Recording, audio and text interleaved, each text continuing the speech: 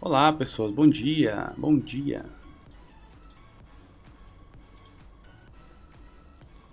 Bom dia, como vocês estão? Tudo certo? Tudo de boa?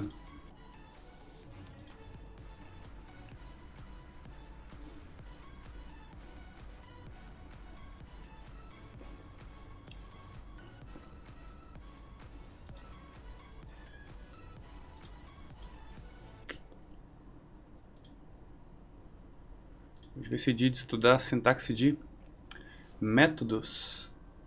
Sintaxe de métodos de structs, que não deve ser muita coisa. E a gente já vai entrar em enums e pattern matching.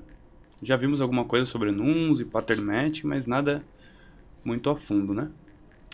Então nós vamos ver hoje como isso funciona.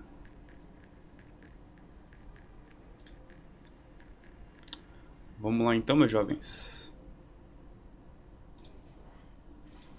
Como é que vocês estão? Vocês estão bem? Jean T2, bom dia. Bom dia, Jean. Boas-vindas.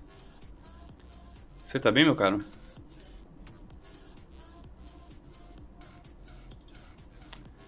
Boa. Vamos lá então para method syntax. Methods are similar to functions. We declare them with the f and keyword and a name. They can have parameters and a return value. And they contain some code that's run when the method is called from somewhere else. Então métodos são muito parecidos com funções, né? Nós declaramos eles com a palavra-chave fn, damos um nome, podemos dar um nome para ele. Eles podem ter parâmetros e um valor de retorno. E eles contêm algum código que vai rodar quando esse método for chamado de algum lugar. Unlike functions, methods are defined within the context of a struct. Então, diferente de funções, os métodos eles são definidos dentro do contexto de uma struct. Jean, tudo tranquilo, meu querido, e você? Tá curtindo Rust? Tudo certo também, meu jovem. Cara, eu tô curtindo bastante, mano. Tô curtindo bastante, apesar de... Cara, quando você vai estudando linguagens novas, você percebe que nenhuma linguagem é perfeita, né? Sempre vai faltar alguma coisa, algum detalhezinho, né? Por exemplo, a gente tava ali com JavaScript, TypeScript, por exemplo, né? Uma linguagem ali que tem...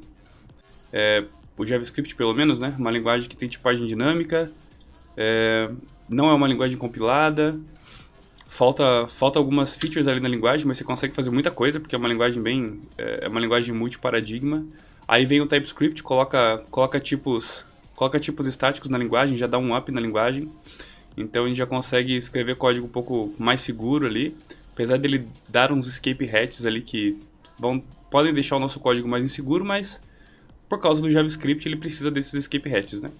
Mas ainda assim ele já facilita, então ele já traz a ideia ali de tipagem estática, o que, cara, facilita bastante o desenvolvimento no dia a dia, né? Tipagem forte e estática.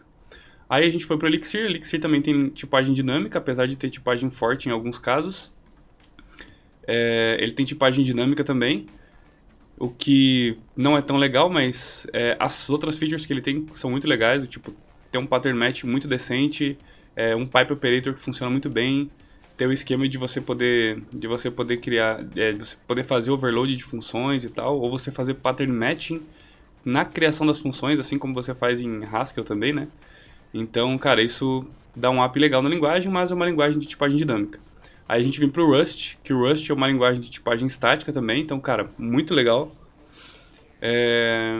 Tem pattern matching, tem várias coisas legais, é uma linguagem um pouco mais baixo nível ali, digamos assim, porque é uma linguagem que foi criada, foi pensada para desenvolvimento de sistemas, né? Mas ela é muito moderna e moderna o suficiente ao ponto de você conseguir, por mais que você tenha que manipular algumas coisas de mais baixo nível assim, a linguagem faz muito por você e você consegue,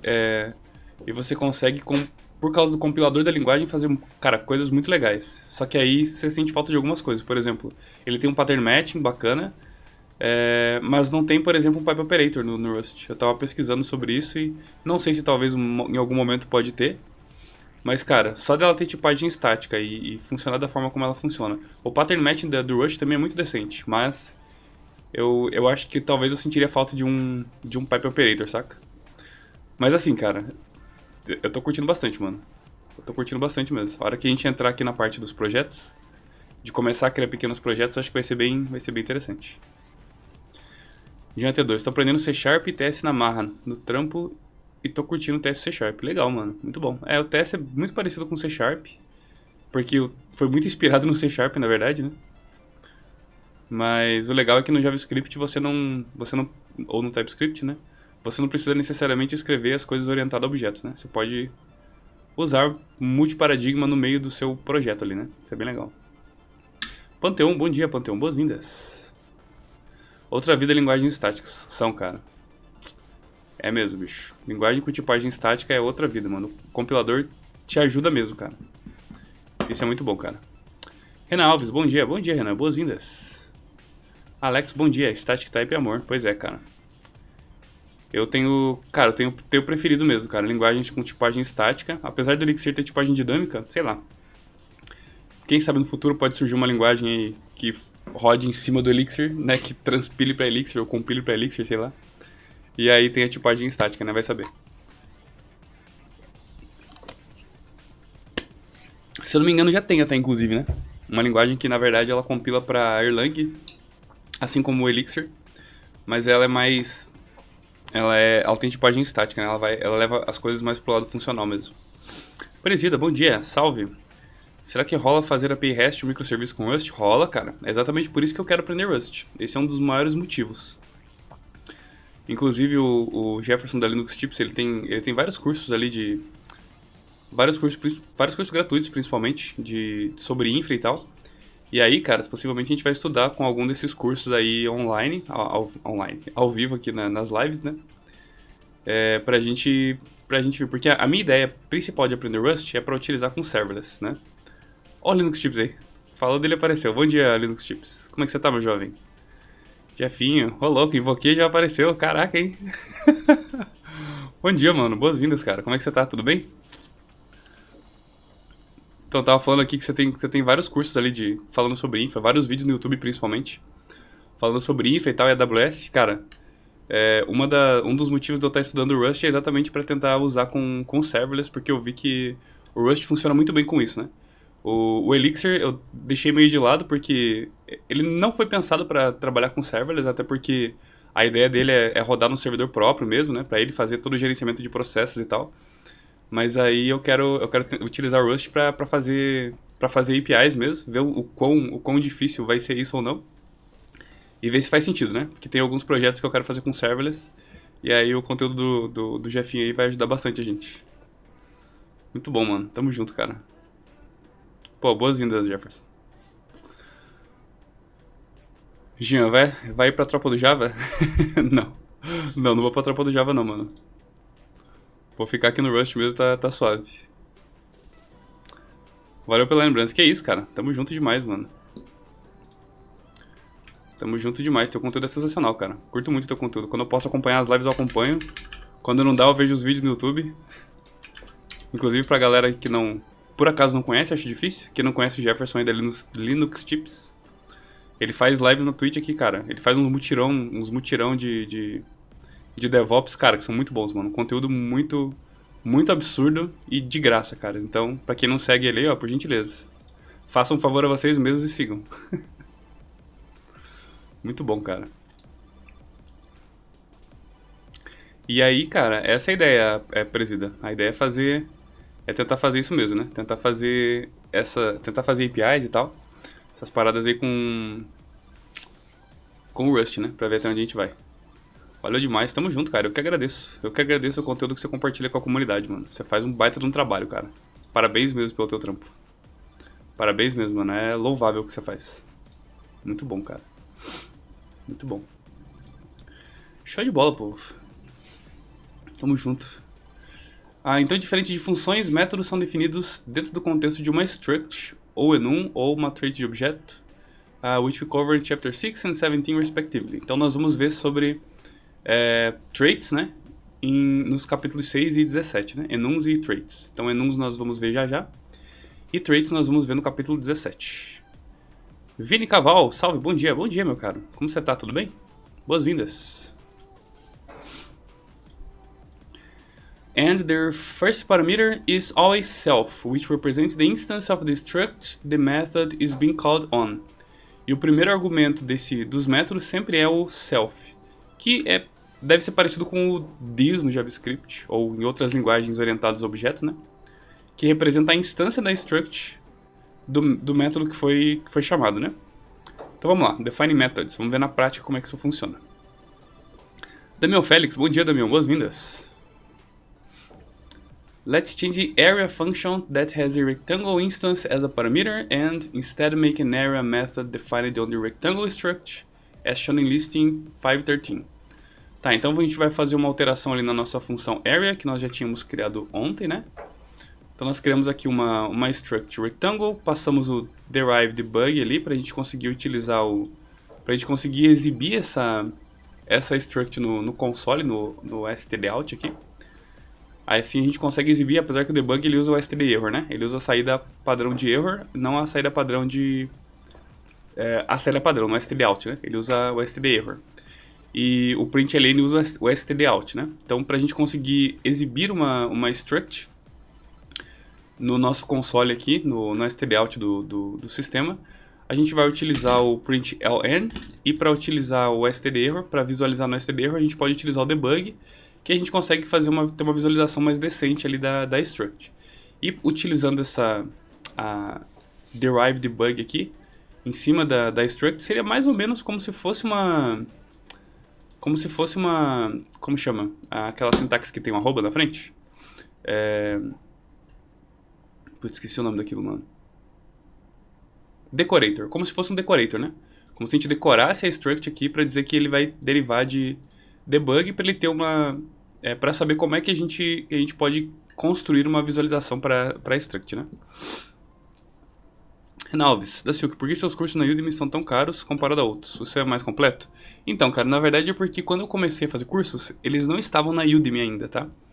Então, a política de preço da Udemy é muito diferente do que eu costumava utilizar. Então eu mantive a política de preço que eu utilizava, só que eu sempre libero cupons de desconto, tá? Inclusive tem cupom aqui nesse site ali que eu sempre deixo, que era o ser.ninja/promoções. Eu liberei o cupom, só não divulguei ele ainda. Possivelmente eu vou divulgar essa semana. Essa semana eu vou divulgar nas redes sociais. Eu já divulguei pra galera aqui da live, mas eu sempre faço isso, tá?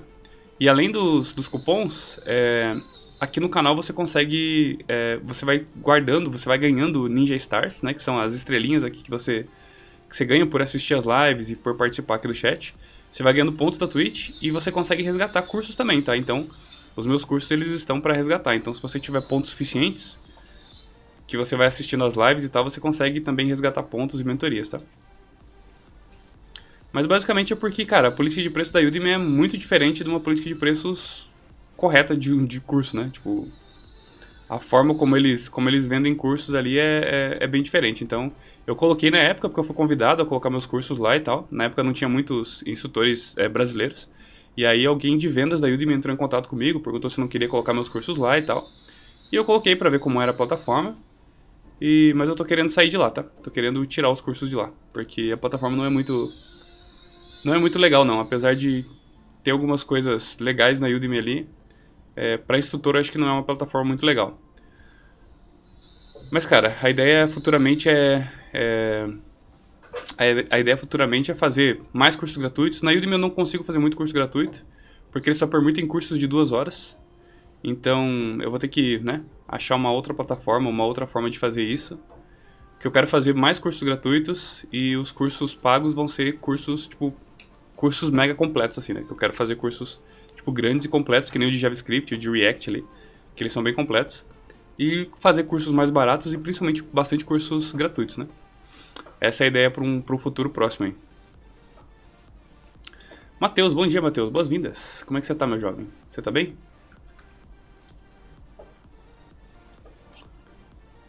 Então beleza. Let's change the area function that has a rectangle instance as a parameter and instead make an area method defined on the rectangle struct. Então, no lugar de criar uma função, nós vamos criar um método. Então, o método ele cria aqui com o imp. Eles gostam de abreviar palavras, né? Que seria o implementation, alguma coisa assim. Então, ele vai fazer uma implementação na implementação aqui do rectangle, né? Na implementação da struct rectangle, a gente vai colocar a função area. Ela vai receber o self, ele que é a instância do rectangle, a instância da struct. E essa instância, né, a referência da struct, a referência da struct, isso mesmo. E aí a gente consegue acessar as propriedades ali da struct dentro da função, né? Aí na hora de executar nós não precisamos passar argumentos, porque o primeiro argumento vai ser, aqui sempre vai ser a própria struct que está sendo passado, né? Então vamos lá, vamos ver como é que a gente faz isso. A gente vai fazer um implement rectangle. Então nós vamos implementar aqui dentro do rectangle a função area, que vai receber como primeiro argumento a referência de self. Então, né, quando a gente passa o e-comercial, a gente está passando uma referência por causa do ownership do Rust. Vamos retornar um u32. E aqui nós vamos utilizar o self.width multiplicado pelo self.height. Esse vai ser o retorno da nossa função area. E aí aqui eu deleto essa função area daqui. E essa chamada de função area, ao invés de chamar a função diretamente aqui e passar o rect via argumento, eu utilizo o rect1.area, né, para fazer a exibição. Não é isso aqui? É isso aqui. Então aqui nós tínhamos o scale2 só para mostrar o debug. Posso remover daqui o debug já.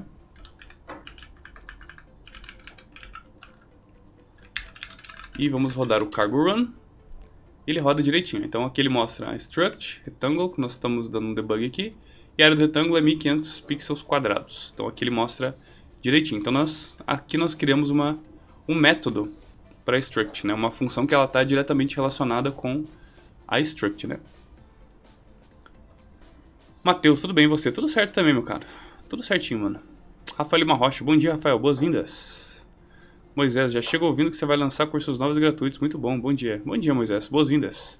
Pois é, mano, isso é uma ideia para um futuro próximo aí. Eu estou me organizando para isso. As coisas estão andando legal no trampo lá, então logo eu vou conseguir ter um tempinho para conseguir fazer isso, atualizar os cursos que já existem lá e criar cursos novos, né? Então enquanto isso a gente vai criando conteúdo aqui na Twitch. Enquanto isso a gente vai criando conteúdo gratuito aqui na Twitch, né? E é isso, muito bom dia, boas-vindas. Beleza, então é tranquilo criar métodos para structs. Bem de boa. To define the function within the context of rectangle, we start an impl, or implementation. Aqui, implementação mesmo, né? Implementation block for rectangle. Então, para definir uma função dentro do contexto da struct rectangle, nós iniciamos uma implementação, um bloco de implementação para o retângulo. Everything within this implementation block will be associated with the rectangle type. Então, tudo que tiver dentro desse bloco de implementação vai ser associado ao tipo rectangle, a struct rectangle. Then we move the area function within the implementation curly brackets and change the first, and in this case only, parameter to be self in the signature and everywhere within the body.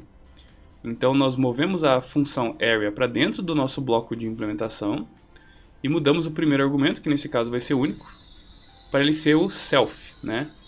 E a assinatura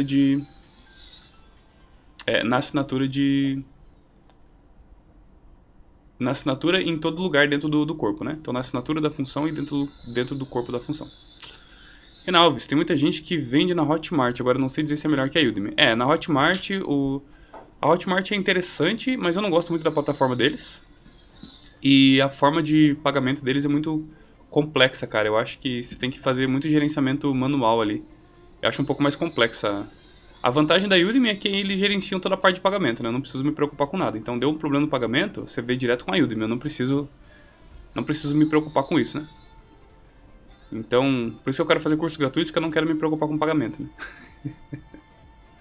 Aí talvez os cursos pagos eu deixe lá e faça cursos gratuitos em outro lugar. Renan Alves da Silk, para aprender Node.js, tem que ter noção de JavaScript ou posso pegar do zero? Cara, seria legal ter uma noção de aprender JavaScript primeiro, sim. Porque Node.js ele é só um runtime para o JavaScript, né? A única coisa que o Node.js vai te oferecer, diferente de você aprender o JavaScript, a linguagem em si, é algumas coisas específicas do runtime. Por exemplo,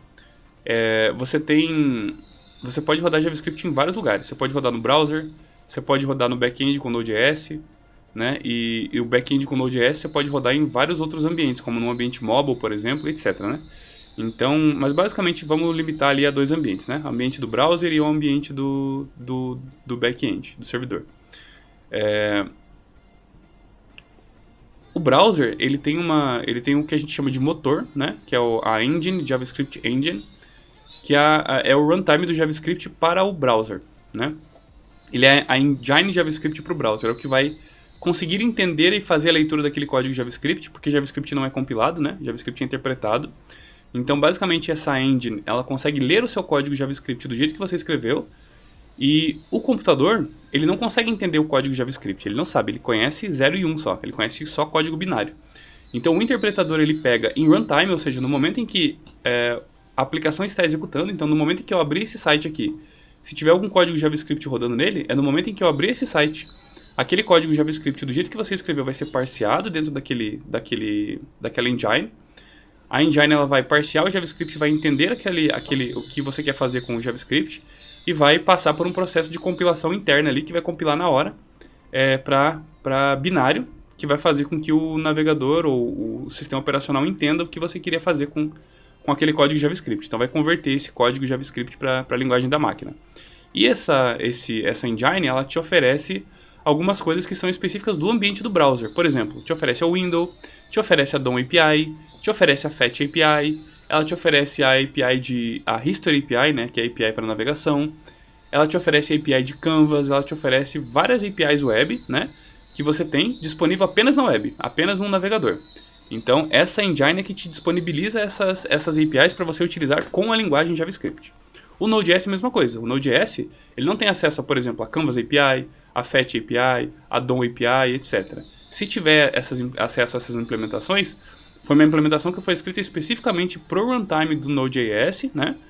E o Node.js ele vai te oferecer algumas outras coisas que você precisaria utilizar no back-end. Por exemplo, uma API para você fazer leitura de file system, uma API para você fazer, né, leitura e escrita de arquivos, uma API para você lidar com paths, por exemplo. Ele vai te dar uma API para você lidar com requests HTTP, ele vai te dar uma API para você lidar com rede TCP, ele vai te dar uma API para lidar com WebSocket, etc. Então, assim, o runtime Node.js, ele vai te dar ferramentas para você trabalhar dentro da linguagem JavaScript de algum jeito, entendeu?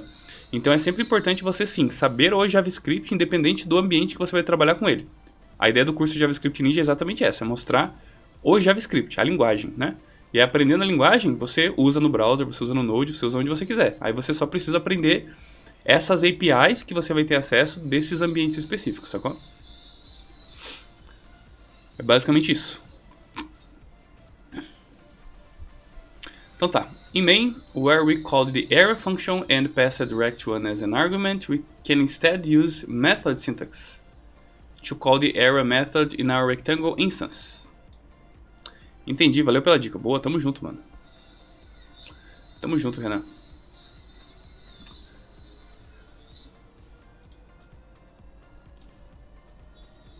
Então na função main, onde nós chamamos a função, agora nós vamos chamar como método, né? Ao invés de chamar só a função separada, vamos chamar como método de rect1, que o rect1 é uma instância de retângulo, né? Então essa instância ela gera um novo objeto, uma nova struct ali, que tem width e height, e aí o self vai representar essa nova instância que foi criada a partir do construtor da struct ali, do rectangle, né? We add a dot followed by the method name, parentheses and any arguments, né? Então a sintaxe do método vai após a instância. Então nós chamamos a instância, ponto, o nome do método, os parênteses, e não precisamos passar nenhum argumento aqui, porque o único argumento que ele está recebendo é o self, que é a própria instância da struct que foi construída. In the signature for area, we use &self instead of rectangle, &rectangle. Né? Então na assinatura do area nós usamos o self ao invés do argumento rectangle. E tipamos esse argumento rectangle, né? The &self is actually short for self &self. Né? Então, utilizando ali a sintaxe de self é só uma forma curta de escrever uma variável chamada self, que vai pegar a referência de self com S maiúsculo ali, que seria a própria instância da struct. Within an implementation block, the type self is an alias for the type that the implementation block is for. Então, dentro do bloco de implementação, o tipo self, com S maiúsculo, é um alias para o tipo que a implementação do bloco está sendo escrito, né? Então, como nós estamos escrevendo uma implementação aqui para Rectangle, então o tipo self, que seria também isso aqui válido, né?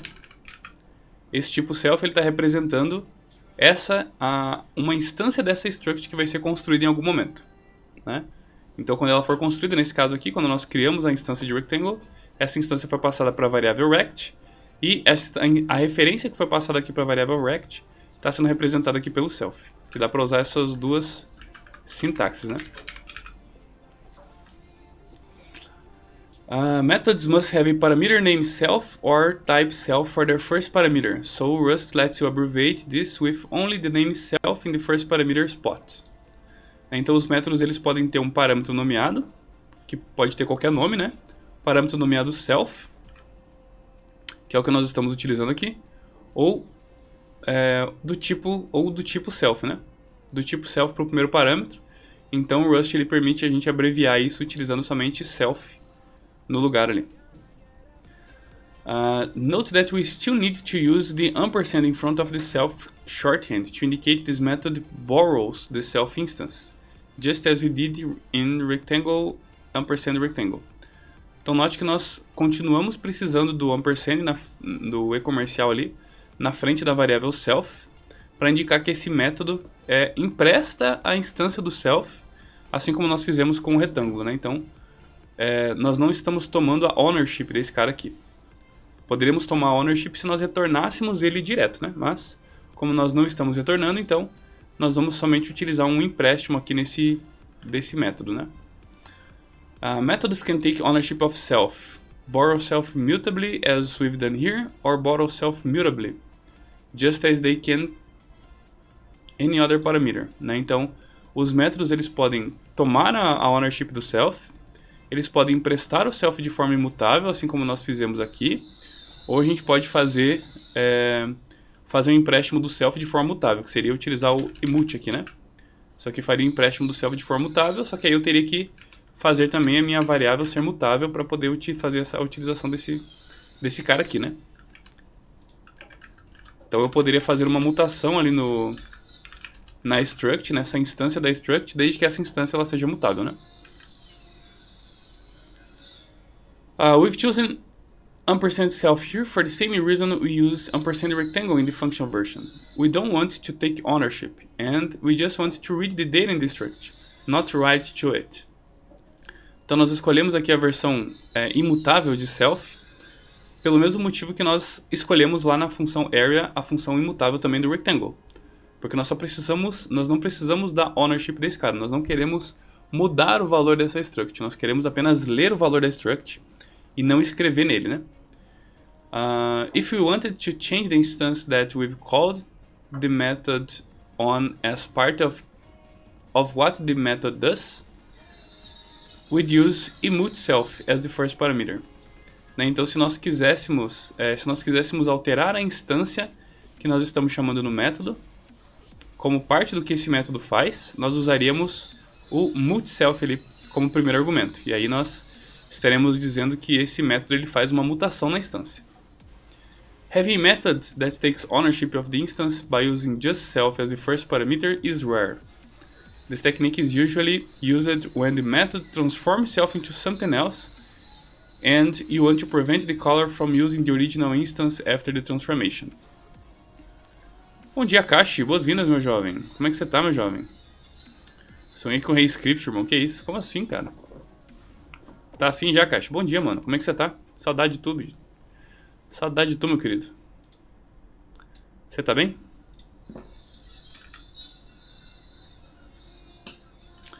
Então, ter um método que toma ownership de uma instância, usando somente self como primeiro argumento, é bem raro.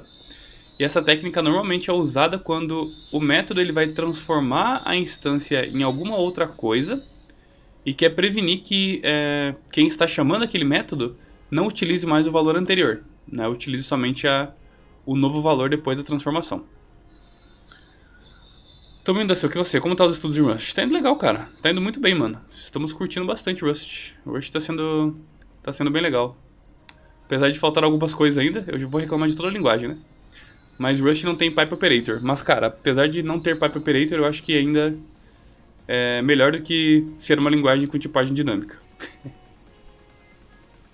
Tô curtindo Rust, Akashi. Tá sendo bem massa, mano.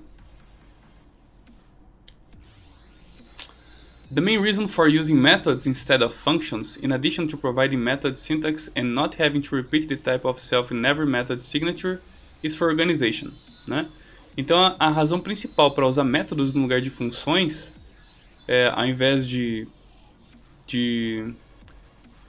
prover a sintaxe de método e não ter que repetir o self em cada chamada dessa assinatura, é mais por questão de organização, né? Então, we've put all the things we can do with an instance of a type in one implementation block, rather than making future users of our code search for capabilities of rectangle in various places in the library we provide. Então, nós colocamos as coisas que nós queremos implementar na instância dentro do bloco de implementação, e assim facilita para pessoas que vão querer ver a assinatura ou a documentação da nossa biblioteca no futuro, não precisarem ficar procurando em funções o que a gente pode fazer com aquela struct, né? A gente já pode prover em métodos de implementação, a gente já pode prover todas as funções e os métodos ali necessários para lidar com a instância. So note that we can choose to give a method the same name as one of the struct fields. For example, we can define a method on rectangle also named width. Então nós podemos nomear também um método da struct com o mesmo nome de uma das propriedades. Então nós temos uma propriedade chamada width. Nós podemos fazer uma implementação de uma função width que retorna um booleano. Nesse caso aqui não retorna um valor, mas um número, mas sim um booleano. E aí nós podemos passar... Aí o nome da propriedade ele se torna o método, né? Então você cria aqui com a propriedade. E aqui ele vai retornar se o self.width for maior que 0.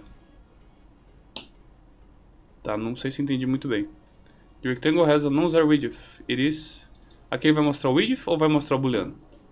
Boa pergunta, né? Vamos descobrir. Então vamos lá.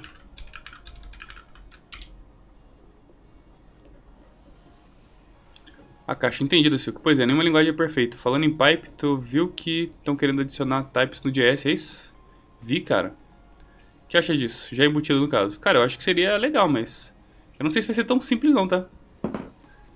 Não sei se vai ser tão simples não e se vai acontecer tão cedo.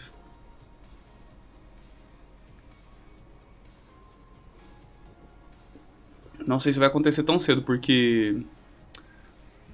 Cara, colocar tipos na linguagem... E os tipos não vão precisar ser compilados, né? Tem alguns gaps lá pelo que eu tava vendo na especificação. Tem algumas coisas, por exemplo, o TypeScript... A gente vai precisar continuar usando, por exemplo, o TypeScript. Porque... A vantagem de você ter tipos no JavaScript é mais assim... Ele vai ser ignorado em runtime... Mas enquanto você estiver codando, você vai poder utilizar, por exemplo, o TypeScript no teu editor para fazer a leitura daquele código JavaScript, só que você não vai precisar fazer build daquele JavaScript, né? Então isso é interessante, você não vai precisar buildar. Você vai fazer basicamente o que como chama? Aquela lib que transpila para Node.js que nós estávamos usando na Conduit API. Deixa eu lembrar o nome daqui da parada. Sucrazy. É basicamente como usar o Sucrazy, né? É basicamente como usar o Sucrazy no JavaScript. Ele vai simplesmente ignorar os tipos e renderizar o próprio JavaScript, né? Ele só vai te dar dicas ali em compile time. Mas tem algumas questões que algumas features, por exemplo, do TypeScript a gente não vai conseguir utilizar. Por exemplo, enums, que geram valores em runtime, você já não consegue utilizar. Apesar de eu achar que enums são inúteis. Inúteis não, mas, né? Pelo menos ali em TypeScript dá pra utilizar outras coisas melhores ali, ao invés de usar enum.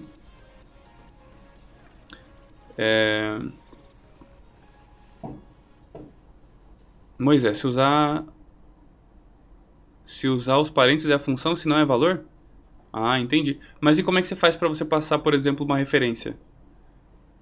Ah, pra você passar como referência, então o Rust ele vai entender que aquela função que você tá tentando passar como referência, ela é uma função, porque a função que você tá chamando espera uma função, seria isso? Bom, a gente já vai ver isso aqui. Matheus, se o tipo vai ser ignorado, usa TS logo. Pra mim não faz sentido. Então, cara, na verdade pra mim faz, tá? Porque se você parar pra pensar, se você pegar um projeto grande com TypeScript, o tempo que demora pra compilar o projeto pra buildar é tenso, cara. Ele demora pra fazer o build do projeto, saca? E aí os tipos no JavaScript, eles vão funcionar como se fossem como se fossem comentários. Então na hora que quando você escreve, por exemplo, uma function sum, a number e um b number, e o retorno aqui é um number, e retorna um a mais b, isso aqui, o interpretador do JavaScript ele vai ler isso aqui, ó. Ele vai ler o a number, o b number, e aqui o retorno como number, saca? Vai ser isso aqui, ó. Pro interpretador não vai mudar nada, vai ser como se fossem os tipos ali, como se fossem apenas comentários, sacou? Isso aqui vai ser a implementação pro interpretador do JavaScript, né? Então, cara, eu acho que faz sentido porque você não precisa passar por um processo de compilação demorado, que é o que acontece com o TypeScript, né? O que você vai ter você vai ganhar um type checking gratuito, porque a linguagem já vai ter tipagem. E aí você pode usar ferramentas como Flow, como TypeScript e tal, para fazer a leitura ali dos tipos. Obviamente, Flow e TypeScript vão precisar dar um passinho para trás ali e se isso for implementado mesmo no JavaScript, eles vão ter que dar um passo para trás ali para de fato funcionar com os tipos do JavaScript em si. E aí eles podem ter adições, obviamente, que aí vai passar por um processo de compilação, de build, mas a linguagem em si não passa por um processo de build. Então, cara, eu acho que pode ser interessante sim, tá? Eu acho que pode ser legal, tá? Nossa senhora, começa a ficar lento pra fazer type check. Mas aí vai ficar lento no teu editor, né, cara? Ele pelo menos vai tentar evitar de forma estática você ter problemas ali como o TypeScript hoje faz. A diferença é que o TypeScript, além de ficar lento no editor, fica lento na hora que você gera o build também, né? Já no caso do JavaScript, vai ficar lento na hora de você estar no editor normal. Mas a hora que você sobe pra produção, aquilo, você não precisa passar por um processo de build, sacou? É menos ferramenta que você precisa, é menos webpack, é menos, saca? É menos ferramenta que você vai precisar nesses casos para compilar o JavaScript. E é menos trabalho para essas ferramentas também, entendeu? Então o processo de compilação acaba se tornando muito mais rápido. Matheus, mas aí até onde vai isso, será? Vai dar para fazer aqueles tipos super complexos do TS? Então, pelo que eu tava vendo, obviamente vai ter umas limitações. Tipagem eu acho que não seria um problema, né? Tudo que vai ser só ignorado vai ser tipagem. Não acredito que não vai ser um problema, porque tudo que é tipo vai ser ignorado. O problema são coisas que geram coisas em runtime. Por exemplo, enums, né, do TypeScript, a utilização lá de decorators, né, que gera código em runtime. Então tudo que gera código em runtime, isso seria um problema, né? Isso aí possivelmente não entraria na especificação ou teria que pensar uma outra forma de fazer, né? Talvez adicionar um tipo enum no JavaScript mesmo, né? Se for o caso. Mas isso não entraria como tipagem, no caso, na linguagem, entendeu? Mas, cara, eu acho que assim, a proposta é boa, mas eu não acho que vai ser tão simples de implementar não, tá? Eu acho que vai ser um negócio bem complexo, porque, cara, vai ter que mover um monte de comunidade aí, né? Comunidade, tipo, eu quero dizer, vai ter que se mexer, o TC39 vai ter que se unir com a galera do TypeScript e do Flow, por exemplo, para tentar fazer uma coisa que funcione para os dois, e talvez não quebre os dois, ou se quebrar os dois, eles tenham que gerar uma versão major lá para lidar com esses tipos do JavaScript. E essas comunidades, né, essa galera que cuida de TypeScript e Flow, eles vão precisar, né, tá dentro ali, tá junto para dar as dicas, principalmente dos aprendizados que eles já tiveram em tipar JavaScript, né? Então, cara, não vai ser um processo simples, mas, cara, eu achei legal, cara, eu curti. Achei que pode ser uma ideia boa, sim.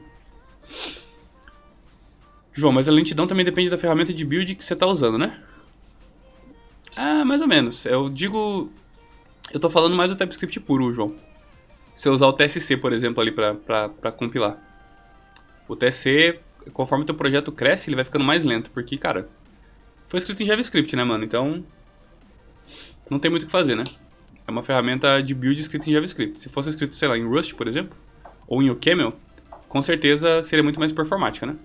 É só olhar, por exemplo, o compilador do Redscript, cara. Aquele compilador é absurdamente rápido, velho. É absurdamente rápido. Foi escrito em OCaml, saca? Então, é isso. A caixa, no caso eu tava falando do TS para projetos grandes. É, exatamente, cara.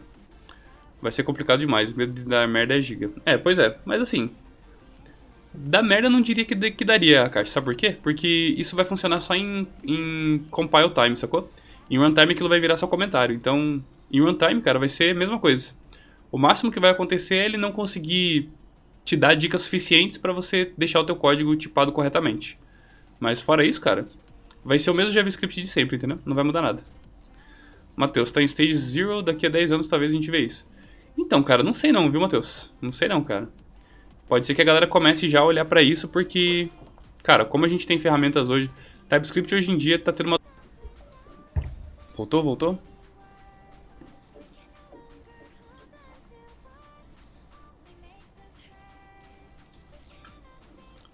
Voltou? Boa, Panteão. Tamo junto. Vocês estão aí ainda?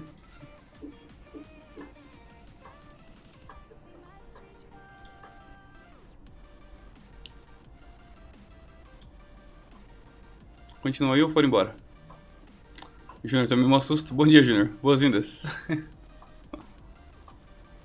Cheguei, não tinha live. Tamo aqui, boa, Beth Lopes. Tamo junto.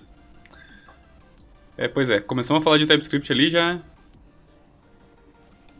Começamos a falar de TypeScript e já deu merda, né?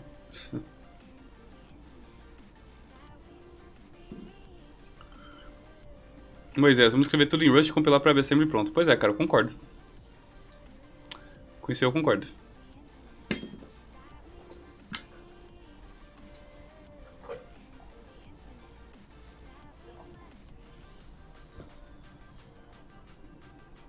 Júnior, qual foi a treta? A gente tava falando da tipagem no JavaScript. Que a galera quer adicionar tipagem no...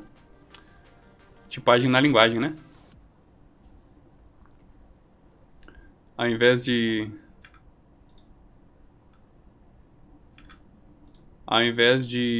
né? De usar um TypeScript da vida, um Flow, a gente vai conseguir utilizar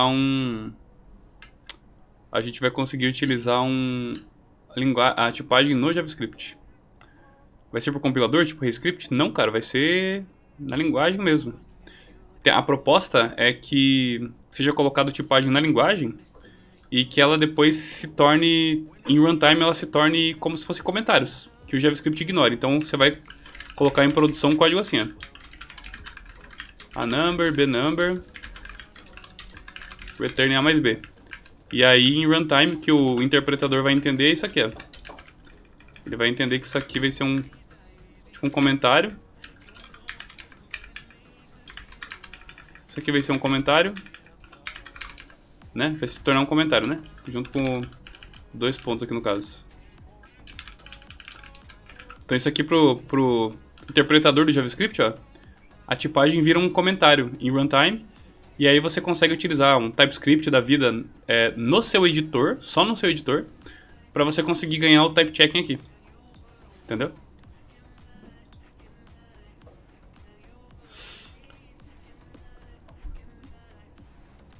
Mas não vai quebrar a web? Pois é, quebraria se fosse manter assim, né? Até porque não faz sentido ter tipo em runtime, né?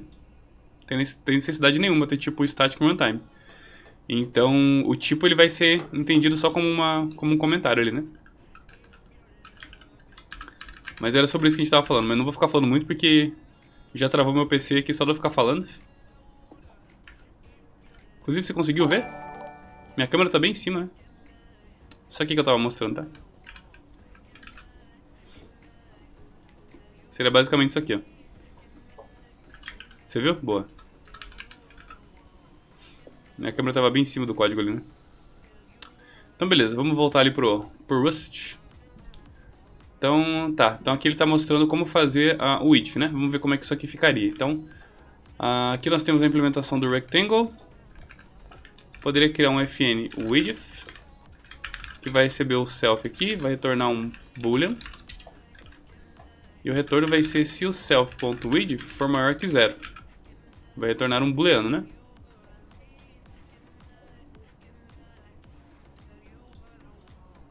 E aí, aqui eu posso fazer um if rect1.width. Então, se o width tiver algum valor, a gente vai usar um print ln ali. The rectangle has a non-zero width. The rectangle has a non-zero width. It is rect.width.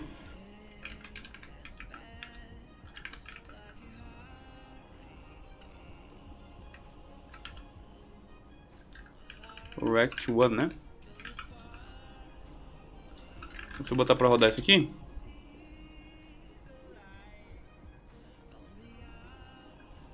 eu tô em ownership aqui, né?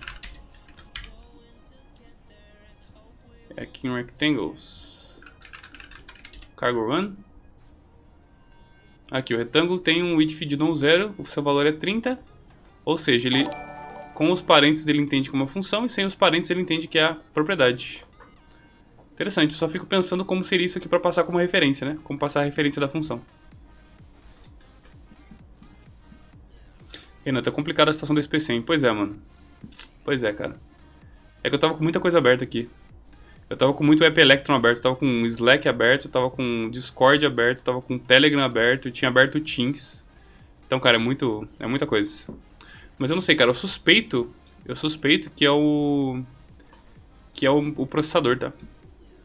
Eu suspeito que é o processador pra dar essas travadas do nada assim. Eu acho que tem a ver com... Tem alguma coisa com o processador. Talvez por eu travei o clock dele em 4.2, cara. E pode ser que seja isso. Em alguns momentos ele tá engasgando. Eu vou ter que destravar o clock dele. Vou deixar ele trabalhar em paz ali, porque travar o clock acho que não foi uma boa. Eu já tive vários problemas assim. Eu fiz um teste até com o Windows uma vez. E ele tem esse mesmo problema de travar assim. Então não é o sistema não. Eu acho que é porque eu travei o processador, cara. Tenho quase certeza que é isso, mano. Mas enfim, eu vou descobrir. Em algum momento eu vou destravar ele pra deixar ele rodar tranquilo, pra ver. 12, bom dia, meu caro, boas-vindas. Rust é uma linguagem muito boa, sua documentação é incrível. Bom dia, pessoal, bom dia, meu caro. 12, bom dia, boas-vindas, obrigado pelo follow. Nas nuvens, boas-vindas, obrigado pelo follow também.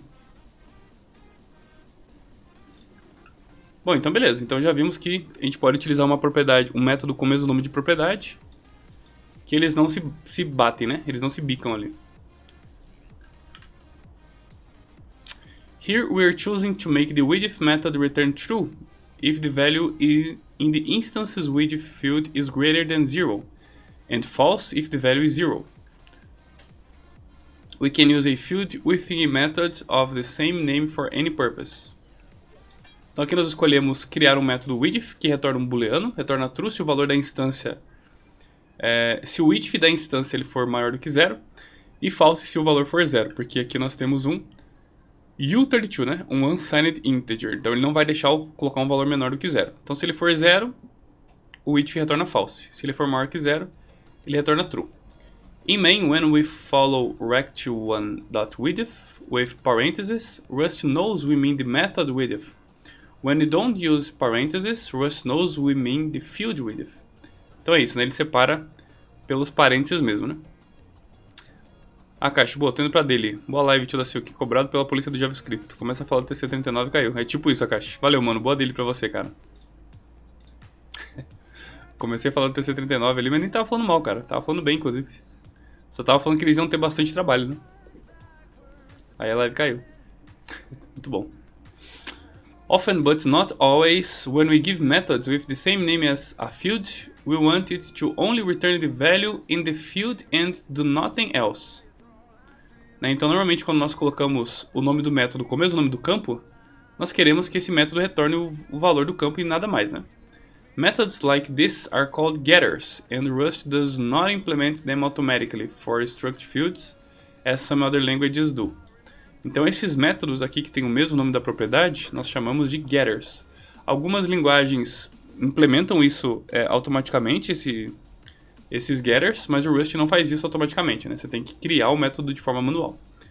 Getters are useful because you can make the field private, but the method public, and thus enable read-only access to that field as part of the type's public API. Então aqui ele está dizendo que, né, os getters eles são úteis porque você pode criar propriedades privadas, né? Então quero dizer que a pessoa não vai ter acesso diretamente, o dev, né?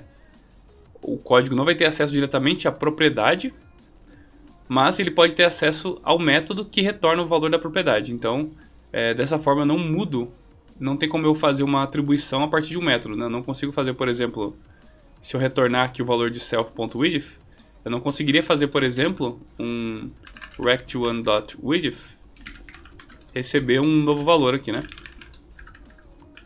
Seja, sei lá, valor 1, por exemplo. Eu não poderia fazer isso aqui seria um erro de sintaxe, né? Ó, eu não posso dar um assign nessa expressão. Então, assim a gente consegue deixar as propriedades privadas e usar somente métodos para acessar as propriedades, né? We'll be discussing what public and private are and how to designate a field or method as public or private in Chapter 7. Então, no capítulo 7 a gente vai falar um pouco mais sobre métodos, sobre propriedades públicas e privadas, né? Where's the arrow operator? Então aqui ele fala onde está o operador de setinha. In C and C++, two different operators are used for calling methods. You use dot if you're calling a method on the object directly, and arrow if you're calling the method on a pointer to the object and need to deference the pointer first. Então em linguagens como C e C++, existem dois operadores para chamar métodos, né? Nós podemos usar ponto quando nós chamamos um método de um objeto diretamente, e usamos a setinha ali, a thin arrow, né? A setinha fina, quando você está chamando um método em um ponteiro do objeto e precisa fazer uma dereferência do ponteiro primeiro. In other words, if object is a pointer, object arrow something is similar to object dot something. Tá, em outras palavras, se o objeto é um ponteiro, objeto passando a setinha something é a mesma coisa que asterisco objeto ponto something, que eu não sei o que é esse asterisco, né? Porque eu também não manjo de C e C++.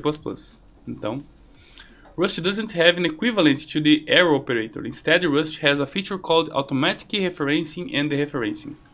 Calling methods is one of the few places in Rust that has this behavior. Então o Rust ele não tem um equivalente a fazer isso, a chamar uma referência de um método ou chamar um método de um objeto ou um método de uma referência, né? O Rust ele faz isso automaticamente e é um dos poucos lugares em que o Rust tem esse comportamento, né?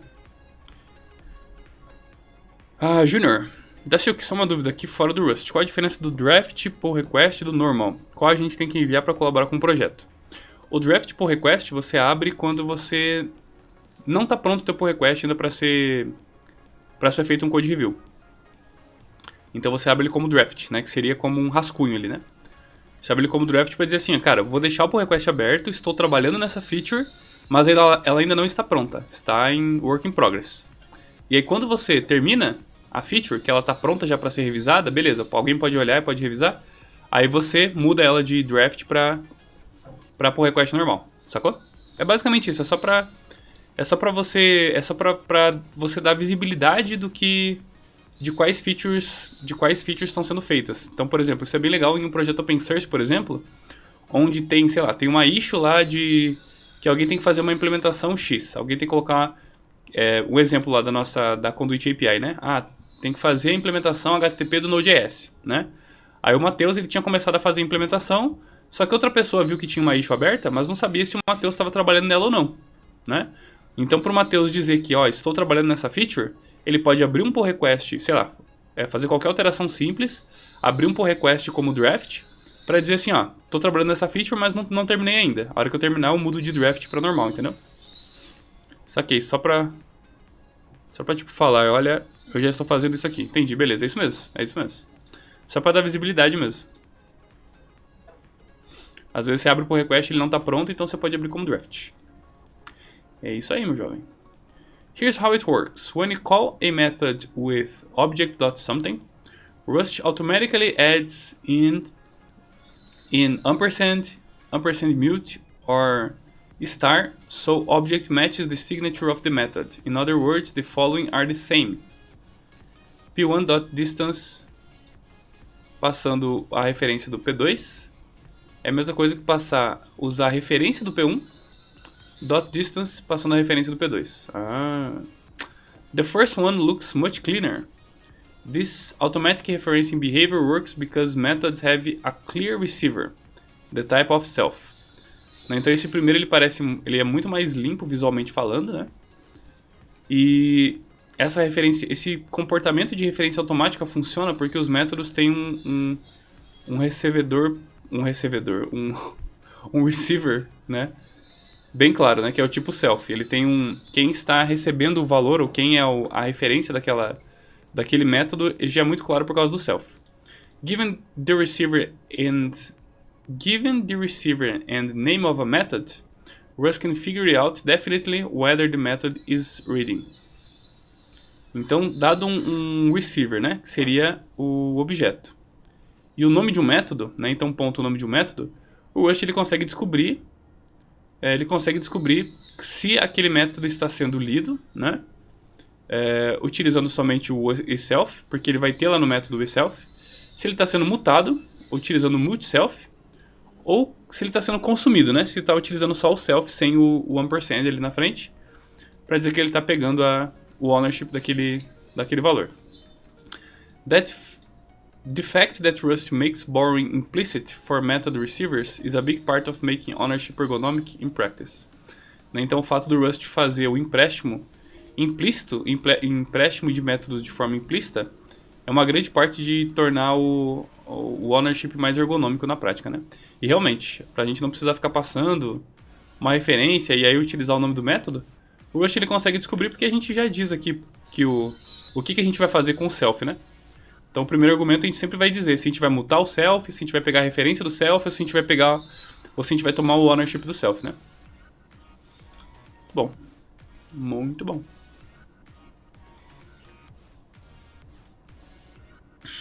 Methods with more parameters. Então métodos que tenham mais de um parâmetro. Let's practice using methods by implementing a second method on the rectangle struct. Tá, então deixa eu comitar isso aqui.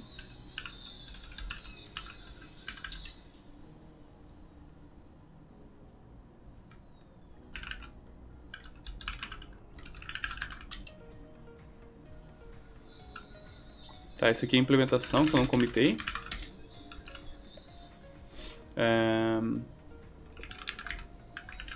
Implementation block, struct implementation block. E aqui é um exemplo de struct implementation getter.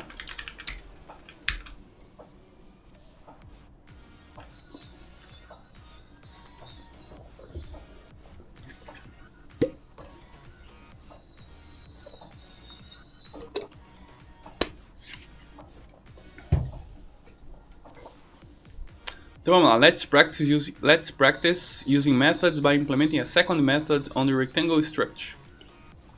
Então vamos praticar usando métodos, implementando um segundo método na struct rectangle. This time we want an instance of rectangle to take another instance of rectangle and return true if the second rectangle can fit completely within itself the first rectangle. Então tá, a gente vai criar um outro método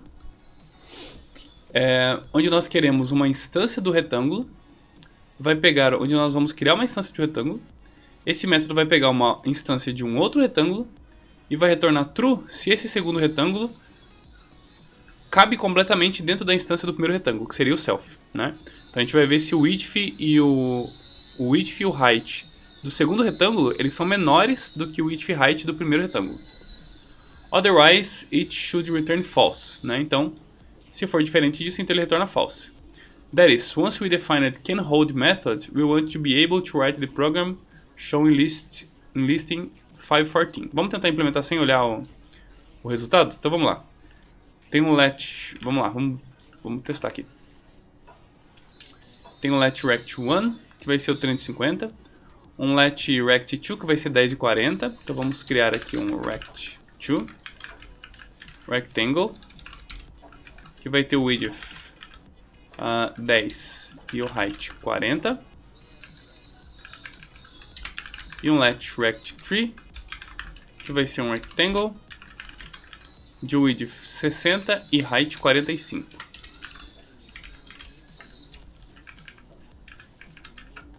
Então criamos aqui 3 instâncias de rectangle.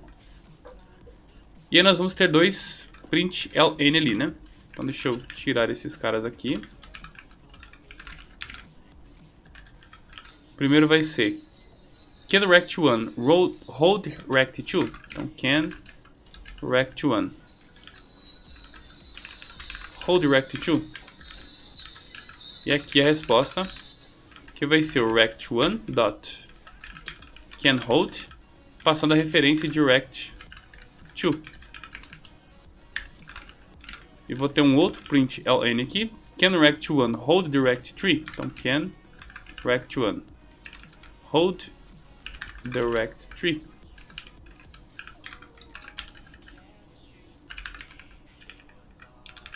E aqui eu passo rect1, can hold, passo a referência de rect3. Só que obviamente vai quebrar, porque a gente não tem esse método can hold ainda. Mas nós vamos tentar implementar ele sem olhar a resposta aqui, né? Então, and the expected output would look like the following because both dimensions of rect2 are smaller than the dimensions of rect1, but rect3 is wider than rect1. Então a primeira vai ser true, porque eu tenho um retângulo de 30 por 50 e o rect2 ele é um retângulo de 10 por 40. Então o retângulo 2 ele cabe dentro do retângulo 1. Já o retângulo 3 ele tem um width de 60, então ele não cabe no retângulo 1. Então vamos ver como é que a gente implementa isso. Eu acho que a implementação seria alguma coisa assim, vamos ver. Fn can hold, a gente vai receber aqui o self e um rectangle, que seria uma referência do rectangle. E o retorno vai ser um boolean. E aqui eu vou retornar se o self.width for maior do que o rectangle.width.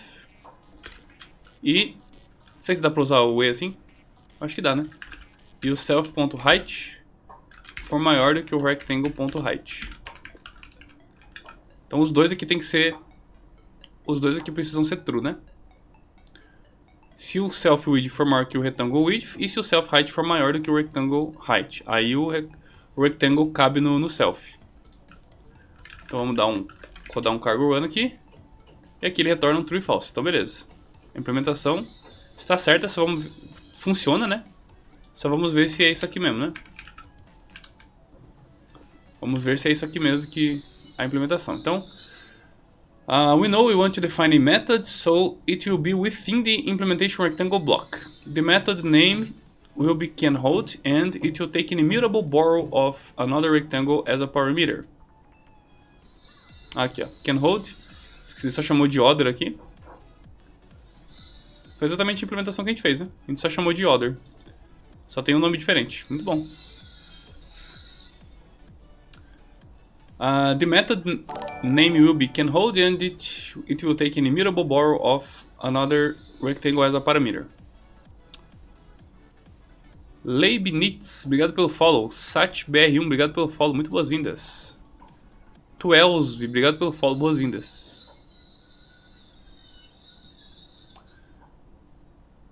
Tá, então nós vamos criar essa função, né? Tá dizendo que nós vamos criar a função canHold, que vai receber uma referência imutável ali de um outro retângulo como parâmetro. Né? Vai receber o self, uma referência imutável de um outro retângulo, e vai retornar um booleano.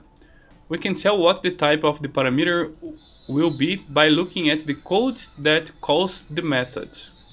Então rect1 canHold rect2 passes in ampersand rect2, which is an immutable borrow to rect2, and instance of rectangle. Então aqui nós conseguimos saber qual o tipo que nós precisamos receber na função canHold, porque nós estamos passando aqui uma referência do rect2. O rect2 nós sabemos que é uma struct de rectangle, e o e comercial ele significa que é uma referência, né? Então nós estamos emprestando a referência para a função canHold e não estamos passando a ownership aqui para o canHold, né? This makes sense because we only need to redirect to rather than write, which would mean we'd need immutable bottle. Né? Então, né, nós só precisamos fazer a leitura do valor de rect2, só para comparar. Nós não precisamos mudar a referência, né?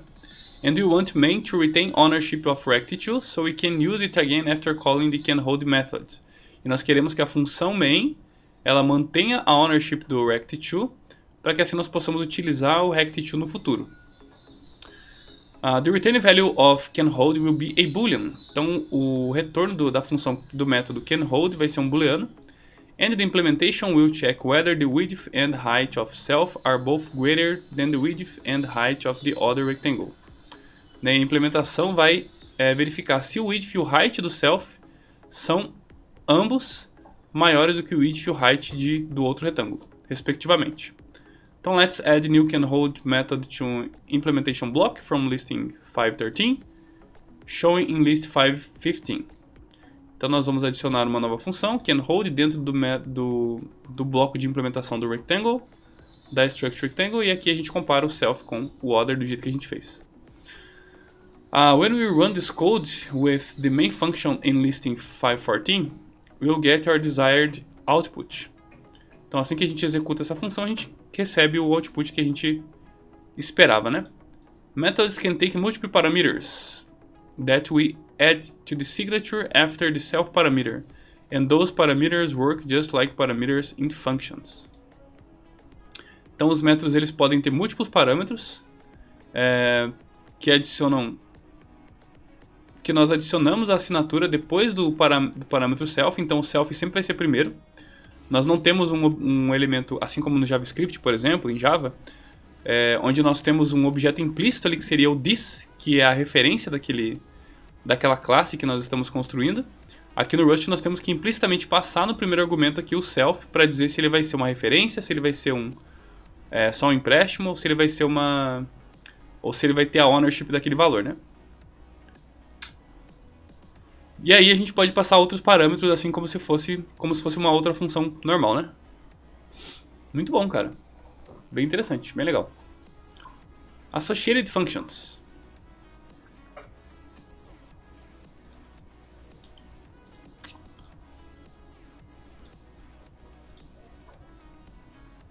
Então vamos lá. All functions defined within an implementation block are called associated functions. Então, todas as funções definidas dentro de um bloco de implementação são chamadas de funções associadas, because they're associated with the type named after the implementation. Né? Porque elas associam o método com o tipo depois daquela implementação. Então, nós temos o tipo ali. Bom dia, Johninho. Boas-vindas, meu jovem. Como é que você tá? Tudo certo? Então, elas associam um método com uma struct. We can define associated functions that don't have self as their first parameter, and thus are not methods, because they don't need an instance of the type to work with. Então nós podemos associar funções que não precisam ter o self como primeiro parâmetro, né? Ou seja, eles não são métodos, porque eles não precisam de uma instância do tipo para funcionar. We already used one function like this, the string from function that's defined from the string type. Né? Então a função string from, ela é uma função que a gente chama de função estática, né? Tudo certo contigo? Tudo certo também, Johnny. Tudo de boa, mano. Tudo de boa, meu jovem. Então a função from de string, né? Nós utilizamos com os dois pontos ali para dizer que ela é uma função estática, né? Ela não depende de uma instância de string estar criada para poder ser utilizado from. Eu posso utilizá-la sem nenhuma instância. Associated functions that aren't methods are often used for constructors that will return a new instance of the struct. Né? Então, funções associativas que não são métodos, normalmente são utilizadas como construtores, né? Que vão retornar uma nova instância da struct. Então, o string from, por exemplo, ele retorna uma nova instância da string aqui. For example, we could provide an associated function that would have one dimension parameter and use that as both width and height. Então, por exemplo, nós poderíamos prover uma função associativa que receberia os parâmetros como as dimensões, e a gente poderia utilizar isso como o width e o height ali da nossa instância do rectangle, né? Thus making it easier to create a square rectangle rather than having to specify the same value twice. Então, ao invés de ter que ficar colocando o width e height ali, a gente pode passar um size, que seria um U32, para dizer que a gente vai criar um square, por exemplo, né? Então, uma função square. Ao invés de utilizar o self, a gente utiliza um outro argumento ali sem precisar necessariamente do self. Então, nós podemos utilizar uma... Deixa eu só comentar esse código aqui.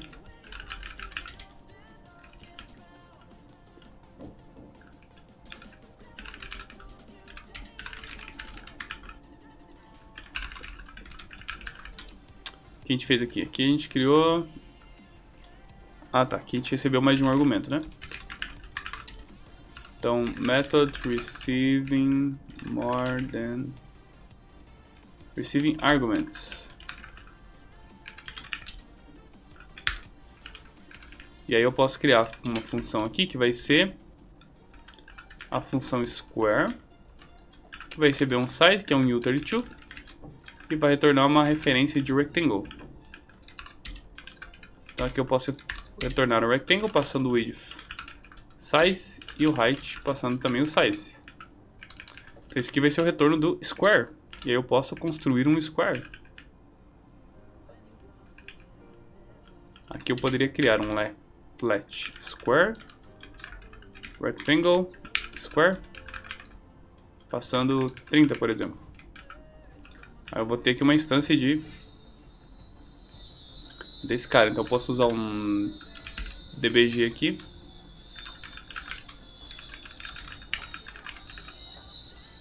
Passar o debug. Acho que eu não posso passar uma string, né?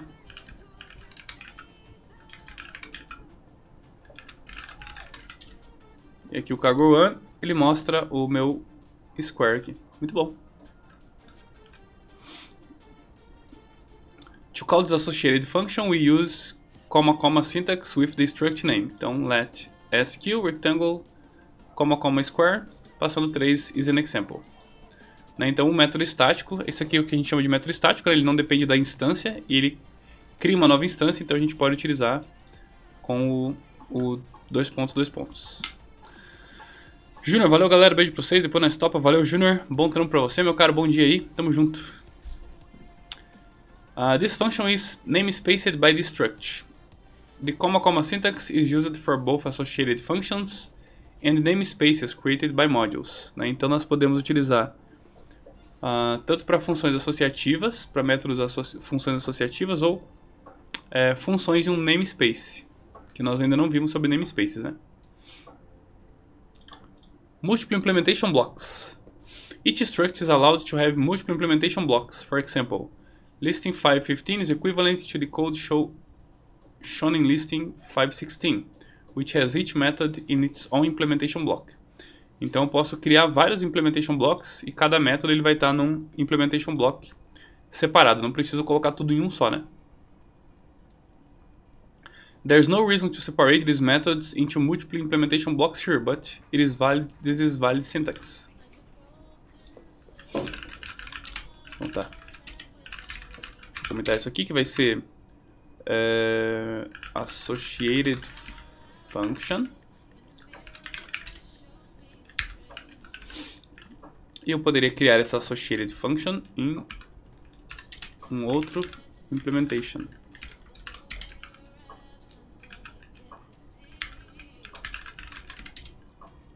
Que funcionaria igual, né?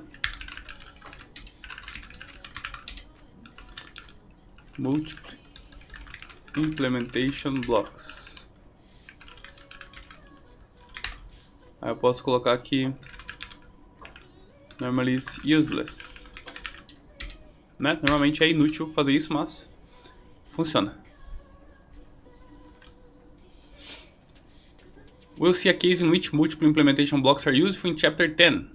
where we discuss generic types and traits. Tá, então tem alguns casos em que múltiplos blocos de implementação são importantes quando nós formos ver sobre generics e traits. Então, em resumo, summary structs let you create custom types that are meaningful for a domain. Então, structs permitem a gente criar tipos customizados que têm algum significado para o nosso domínio, né? By using structs, you can keep associated pieces of data connected to each other and name each piece to make your code clear.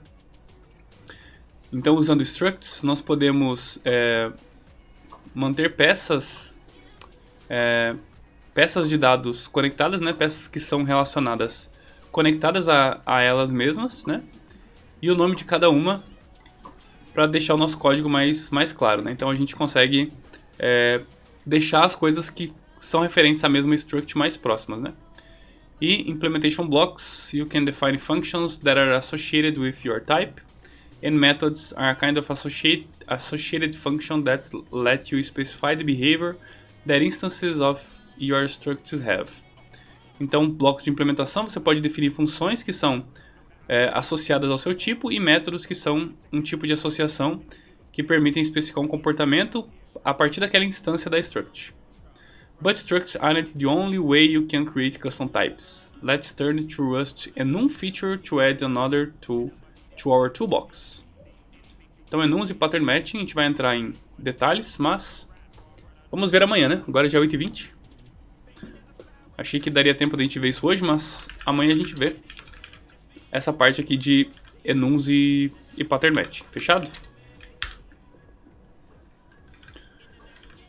Então é isso, meu povo. Deixa eu ver pra quem eu vou fazer uma ride. Ah, o Adiel está online hoje. Vamos lá pro Adiel? Faz tempo que a gente não vai lá pro Adiel. Vamos ver o que ele tá fazendo. Então é isso, galera. Obrigado aí por todo mundo que colou. Obrigado pelos follows.